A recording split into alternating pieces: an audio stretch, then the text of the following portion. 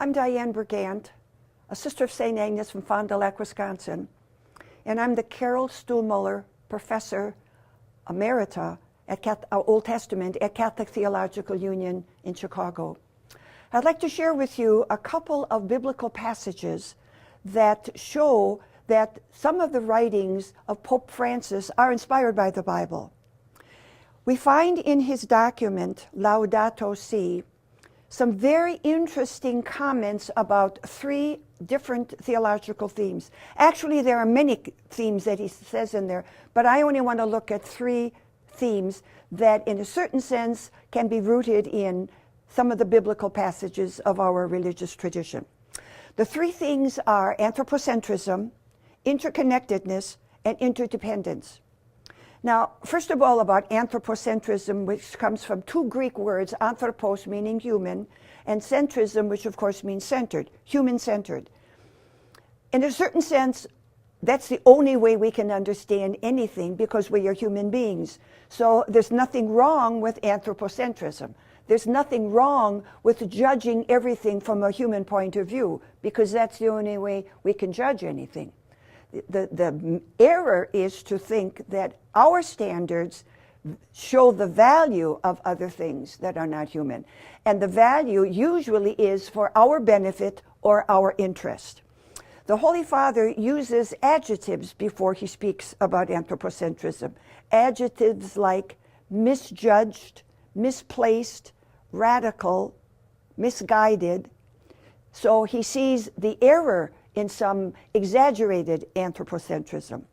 Probably the one biblical passage that we associate with this, whether it is anthropocentrism or misguided anthropocentrism, is the passage in Genesis 1, creation narrative, where what we find there is God, after the creation of other creatures, both the heavens and the earth and the living beings, when God says to make the human being, the Hebrew word is man, but it can be used whether either for an individual or for the whole community, the whole race, and so we use humankind when we talk about Adam initially. But it says that they are to increase, multiply, fill the earth, and it's they, the man and the woman both, increase, multiply, fill the earth, you need both. But then the other two are subdue and have dominion. In 1967, there was an historian of science, it's from Stanford, a man by the name of Lynn White, who, speaking about the historical roots of the ecological problems that we have, he leaves the blame at the doorstep of the biblical tradition, specifically this particular command, injunction, directive, whatever word you want to use, subdue and have dominion. And the claim is that God gave human beings the right to subdue earth and have dominion over earth. And then he goes on and shows how, in doing this, we have devastated the earth. We have polluted our water and our air. We have left the land toxic. We have raped the fruits of the earth. And he says, in a certain sense, at the end of this document, he's not terribly positive about the biblical tradition from this point of view. At the end of the document, he says, in order to change our behavior, what we have to do is either get a new religious tradition or reinterpret the old one. And I, of course, look to the second option, reinterpret the old one. The passage, that particular passage, I want us to look at, not to reinterpret it or reinterpret it, but to read it differently. So I want to reinterpret not the text, but our interpretation of the text. What does subdue and have dominion mean? Now, if we look carefully at some of the stories from the Old Testament, and I will look at the Old Testament primarily here, we can decide or we can determine that these stories came from a society that was agricultural. We will see that in Genesis 2, where it's the story of a garden. Maritime people will not see their origin or their creation from land. They would see it obviously connected with the water. So the people who would speak about a garden are agricultural. Also, we know that they were herders. And so there's an awful lot in the story that shows that they were herders. But if you look at Genesis 1, we don't know what occupation these people were in, the man and the woman. And I want to say, if you look carefully, we can discover the origin of that story. Now, what does image of God mean? That's the issue. Many of us learned image of God is our soul. Well, that's an interpretation, a much later interpretation, and I'm not saying it's wrong. I am suggesting that that interpretation was not the original one. So what does image of God mean? We know that the ancients frequently set up images, not idols, images, a kind of creative or artistic representation of something about their gods or their kings, which is not hard to understand because many of these societies believed that their king was a god or divine, either the direct descendant of the god or the god himself in human form. And it was a patriarchal society, so it is understandable, whether we like it or not, that the primary god was male. But what does image of God mean in an ancient society? If the image of the god was a symbolic representation about this god, as example, one of the Canaanite gods, Baal, was imaged or represented as a young bull, as a virile bull, because they believed that their god was virile, their god was strong, and so they would represent the god with that symbol. Maybe, I think, one of the best ways of understanding this is to see a comparison between this and a national flag, which is a symbol of something about our country. Not the whole country, but a symbol about something about the country.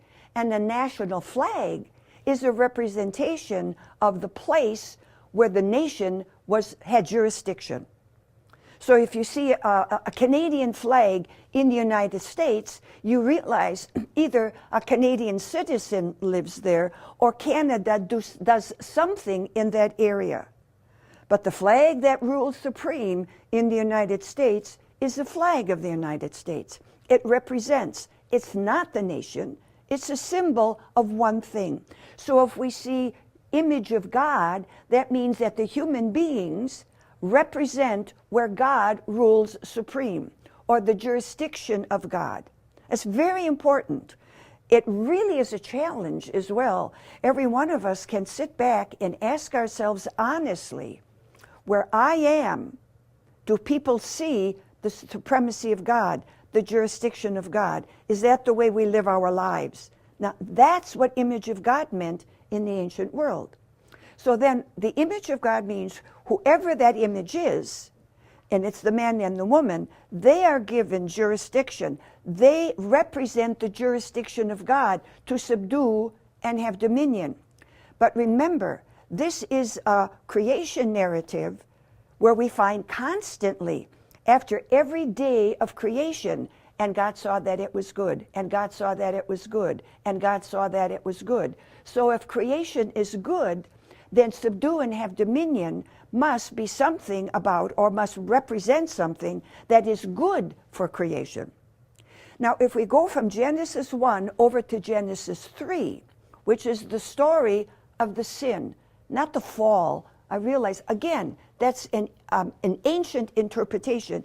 There's no fall in that story. Certainly is a sin, but there's no fall from grace because grace is a Greek concept.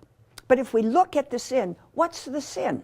Again, in the ancient world, the gods represented or the gods possessed certain abilities. It's not uncommon that the major god, regardless of what other gods possessed in terms of ability or power, the major god had always to have, among all of the other attributes, two important powers. One of them is the power over life. Now that's understandable because if there's somebody else who has the power over life, then this is not a major god. An important god, but not major. So the power over life. And the other one is the power of knowing everything. And that's understandable because if there's somebody that knows something that this god doesn't know, this god is not a major god. So you've got two important powers, divine powers. and the power of over life, and the power of wisdom or knowledge of everything. Does that sound familiar? What you've got is, then, in a certain sense, in another story in the garden, there are two trees. One is the tree of life, the other one is the tree of knowledge of good and evil. And if you read that story carefully, and I'll look at it a little bit later, but if you read that story carefully, the people can have one, but they can't have both. Because if they have both, then they are a major god. So if you look at Genesis 3, what's the sin? The serpent says, you shall be like God, knowing good and evil. They don't have to worry about life. They already have access to the tree of life, but they don't have access to wisdom. They can't have both. You can have one, says God, but not the other. So God gives them access to the tree of life, but not the tree of the knowledge of good and evil. Once they eat of the fruit of the tree of the knowledge of good and evil, they no longer have access to the tree of life. That in ancient theology, or at least we interpreters of ancient theology, refer to as the jealousy of the gods, because they don't want, somebody that will claim jurisdiction. Now, ancient Israel reinterpreted that, but that's a very common theme in the ancient world. So, the question again is, who in the human society has the power to represent God with that kind of jurisdiction and subdue and have dominion? But they are subdue and have dominion not autonomously. They are accountable to God. They may have responsibility. They may have a certain kind of dominion. I personally don't like to use that word because it drags in an awful lot of interpretation and meaning that I want us to, at least my students, to step away from for a while. Rather than have dominion, I say responsibility. It's not as harsh because of how we have interpreted it. So they have responsibility, but they also have accountability. And they don't want to be accountable to God. They want to be like a God. So who acts like this? And obviously in the story, it's sinful men and women. But who are given that challenge?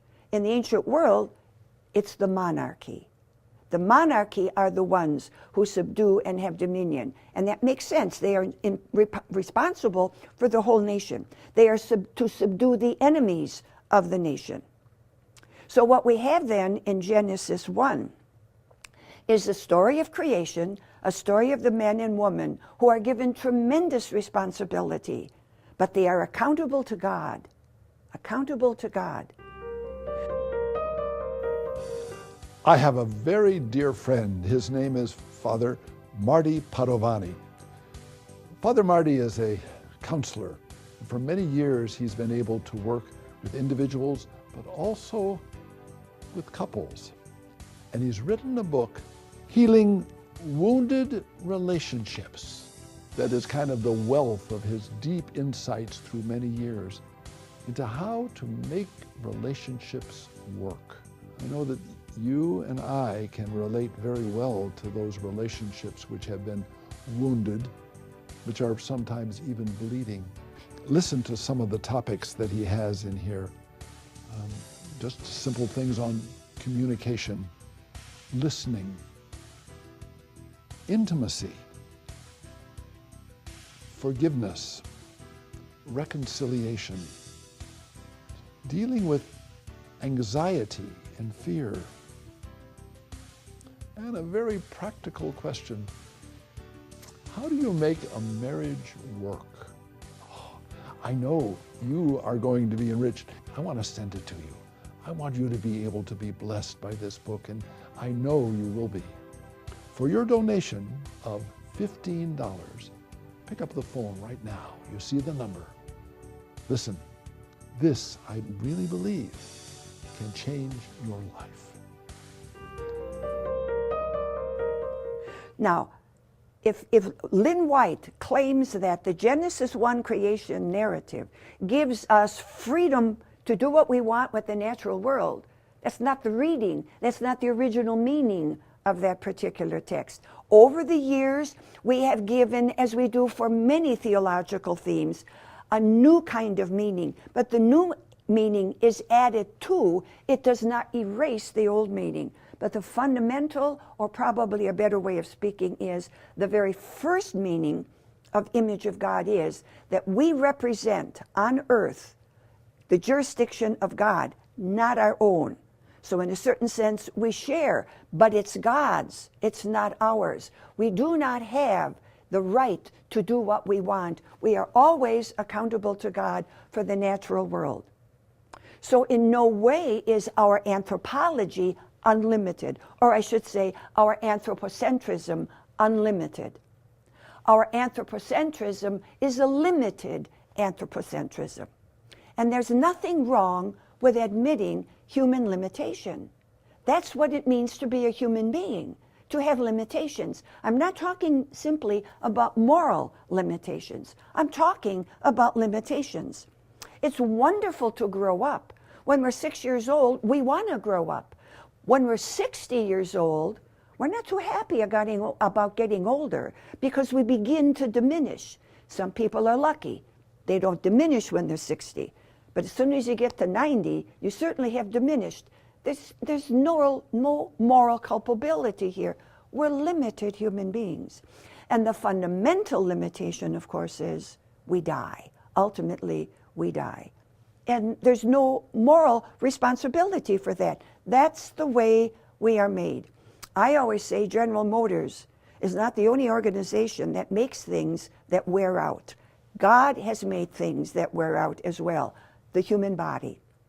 So if we look then at what image of God really means, we cannot say that God created the world and gave it to us to do with it what we want. We have responsibility. We have accountability as well.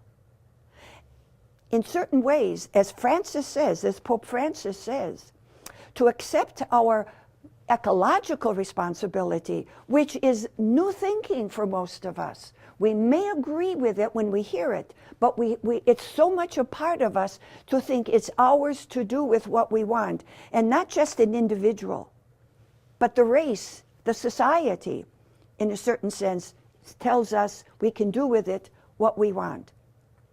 So limited anthropocentrism says, look at it. Look what I have given you to care for.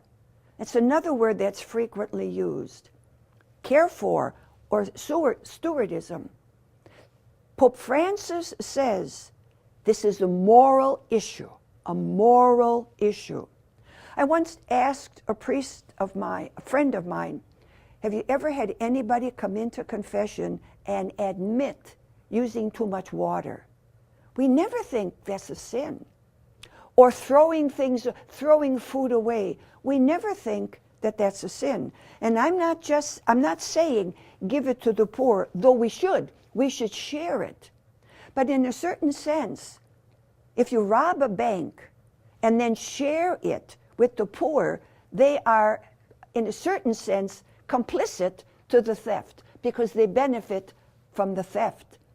In a certain sense, that's what we have been doing with the natural world, elements of the natural world, which, of course, we've got to start thinking we are elements of the natural world.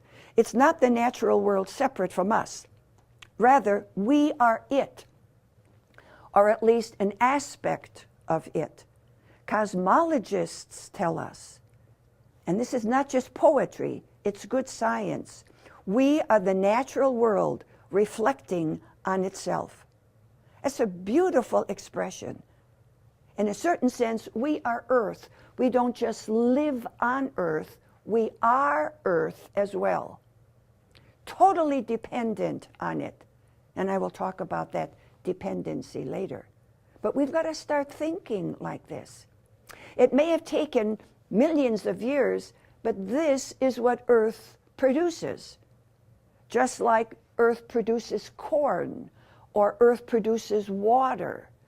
Earth produces human beings as well. Now, we don't come out of Earth in the same way, but if we look carefully, scientists tell us we are Earth. And we need Earth. We can't live without it. It can survive quite nicely without us. And we are told also it can refresh itself. It can renew itself. It can cleanse itself. It may take millions of years, but it can do that. So we have to begin to be thinking about several things just from this particular passage. Several things. First of all, it's given to us by God. That story says that. Created by God and then given to us, truly, but to subdue and have dominion as God would. As God would.